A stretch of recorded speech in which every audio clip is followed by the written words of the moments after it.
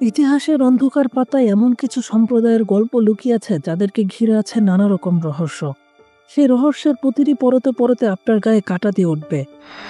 তেমনই এক কুখ্যাত সম্প্রদায় নিয়ে আজকের ভিডিওতে আমরা আলোচনা করতে যাচ্ছি। তারা হচ্ছে হাসাসিন। হাসাসিনরা ছিল ইতিহাসের এমন এক ভয়ঙ্করতম গুপ্ত হত্যাকারী দল যাদের নাম হাসাসিন শব্দ থেকে উৎপত্তি হয়েছে ইংরেজি অ্যাসাসিন শব্দ, যার অর্থ হচ্ছে হত্যাকারী। যাদের নৃশংসতায় তটস্থ ছিল একদিকে আইয়ুবী সালতানাত থেকে নিয়ে সেলজুক মামলুকদের মতো গ্রেট সালতানাত, অপরদিকে আতঙ্কিত ছিল ক্রুসেডার ও মঙ্গলদের মতো দুর্দমনীয় পরাশক্তি। কিভাবে এবং কেন তারা এতটা ভয়ঙ্কর হয়ে উঠেছিল, কিংবা তাদের প্রতিষ্ঠাতাই বা কারা ছিল, আজকে আমরা জানবো ইতিহাসের অন্ধকার এই দিকগুলো। তার আগে আমাদের চ্যানেলটি সাবস্ক্রাইব করে না থাকলে এখনই সাবস্ক্রাইব করে রাখুন।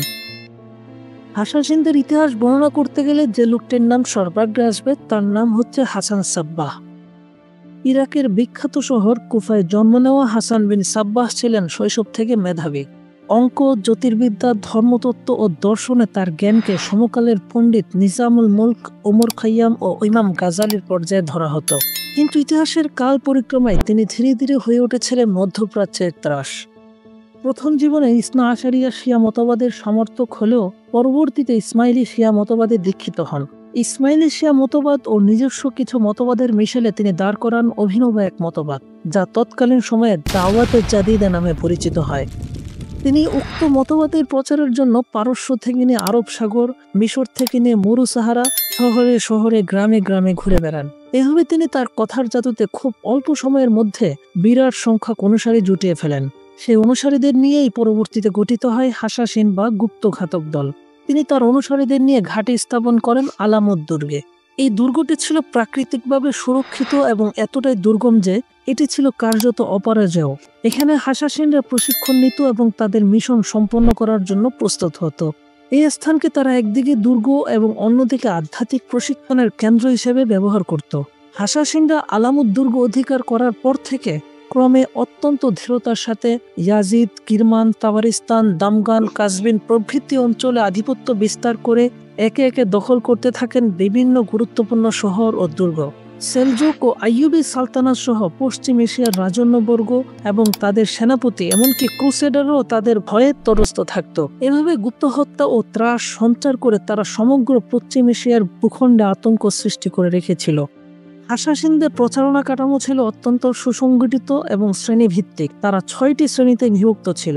1 নম্বর হচ্ছেন দাঈ আদ-দুআত, প্রধান প্রচারক। হাসাসিনদের প্রতিষ্ঠাতা হাসান বিন সাব্বাহই এই দায়িত্বটি পালন করতেন। পাহাড়ের চূড়ায় অবস্থিত হাসাসিনদের বিখ্যাত আলামত দুর্গে অবস্থান করে গোটা সংগঠনটি তিনি নিখুঁতভাবে পরিচালনা করতেন, তাই তাকে শাইখুল জাবালও বলা হতো। তারপরেই হচ্ছেন দাঈ আল কাবির, রফিক, লাসিক।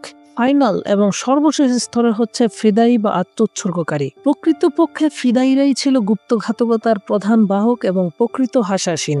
সাধারণত ফিদাই দলের জন্য পার্বত্য যুবকদের সংগ্রহ করে তাদের কষ্ট সহিষ্ণু করে গড়ে তোলা হতো। শেখানো হতো অস্ত্রচালনা, ছদ্মবেশ ধারণ, প্রাচ্য এবং পাশ্চাত্যের ভাষা। দেওয়া হতো ইহুদি, খ্রিস্টান ও মুসলিম সংস্কৃতি নিয়ে পর্যাপ্ত জ্ঞান। ফলে অনায়াসে গির্জা কিংবা মসজিদে ঢুকে নির্ধারিত ব্যক্তির বুকে ছুরি বসিয়ে আসতে পারত তারা।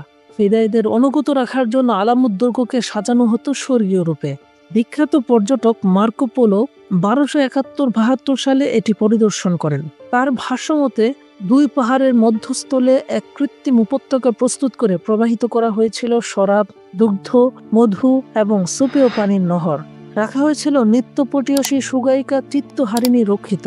সুখ ও ভোগের সমস্ত আয়োজন ছিল সেখানে। শাইখুল জাবাল যাদের গুপ্তঘাতক দলে আনার মনস্থ করতেন তারা ছাড়া আর কেউ প্রবেশ করতে পারত না। 12 থেকে নিয়ে 20 বছর বয়সী যুবকদেরকে শায়খ তার দরবারে স্থান দিতেন। তাদের বিশেষ এক ধরনের পানীয় পান করিয়ে 4-5 জন করে তন্দ্রাচ্ছন্ন করা হতো।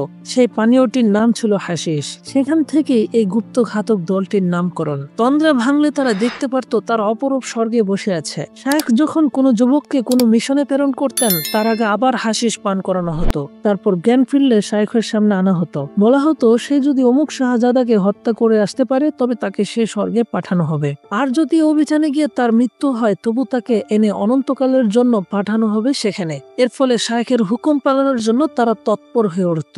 তন্দ্রাচ্ছন্ন অবস্থায় দেখা স্বর্গের স্বরূপ আর শায়েখের কথার প্রভাব তাদেরকে হ্যালোসিনেশন করে রাখত। ফলে শায়েখের আদেশে জীবন দিতেও তারা বিন্দুমাত্র কুণ্ঠিত হতো না। ফিদাইরা হত্যা করেছিল বহু গণ্যমান্য রাজপুরুষ, মন্ত্রী, পণ্ডিত ও শাহজাদাকে। এমনকি কয়েকজন ক্রুসেড রাজাও তাদের হাতে নিহত হয়েছিল।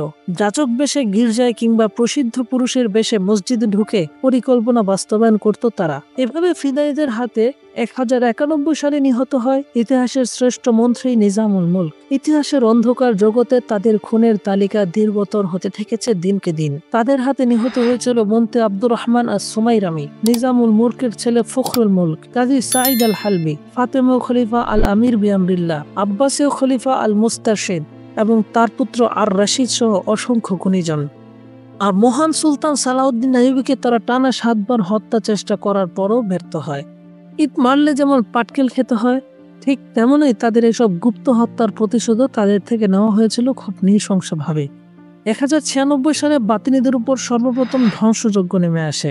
1146 সালে রাই এর আব্বাস অজস্র বাতিনিকে হত্যা করে তাদের মাথার খুলি দিয়ে তৈরি করেছিল পিরামিড। এভাবে একের পর এক শাসক এসে তাদের উপর আক্রমণ করলেও অপ্রতিরোধ্য আলামুদ দুর্গ ছিল অপরাজেয়। সর্বশেষ হাসাসিন বাতিনিদের উপর চূড়ান্ত হামলা চালায় কুখ্যাত মঙ্গল কমান্ডার হালাকু খান। 1256 সালের 19 নভেম্বর তার হাতে আলামুতের পতন হয়। তারপর আলামুত দুর্গকে সম্পূর্ণ ধ্বংস করে তিনি বাতিনিদের খুঁজে খুঁজে হত্যা করে তাদেরকে ইতিহাসের পাদপ্রদীপ থেকে চিরতরে মুছে দেন। এরপর থেকে হাসাসিনরা পৃথিবীর বুকে কখনো মাথা তুলে দাঁড়াতে পারেনি। এভাবেই পৃথিবী মুক্ত হয় ভয়ঙ্কর এক গুপ্তঘাতক দলের অভিশাপ থেকে। বন্ধুরা, এই ছিল হাসাসিনদের ইতিহাস। ভিডিওটি আপনাদের কার কার কাছে ভালো লেগেছে কমেন্টে জানাতে ভুলবেন না।